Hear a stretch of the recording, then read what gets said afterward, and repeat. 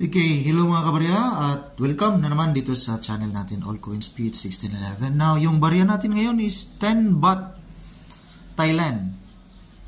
So, ito yung barya na titingnan natin. So, minsan tayo nakapunta sa bansang Thailand. So, ito yung 10 baht. Kasi yung currency kasi sa bansang Thailand is baht mga kabarya. Now, itong baryang ito is standard circulation coin.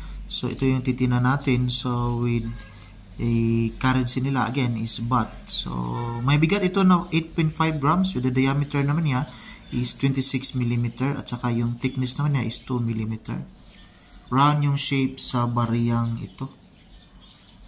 So, ito yung reverse.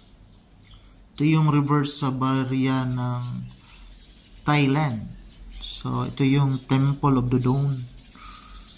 So, with may translation dito is to yung 10 baht. So, 10 Buddhist era 2545. While ito naman yung kanyang obverse. Ito yung bust of King Rama 9th, the 9th facing left sa loob ng circle mga kabarya. Now, yung equivalent nito dito sa atin is nasa 17 pesos. 17 pesos mga kabarya. Pero may nakita tayo dito na may nagbibinta. So, try natin tingnan dito kay Carousel PH mga kabarya. So, ito yung 10 baht. May seller dito. So, Thailand. 3 months ago, buy affordable thrift shop branded 580 pesos.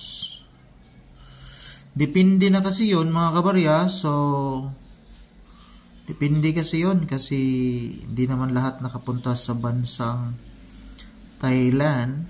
So, pag yung naghahanap ay interesado talaga na maka-secure ng barya as a souvenir sa bansang Thailand, so talagang kukunin talaga nila yung barya na gusto nila.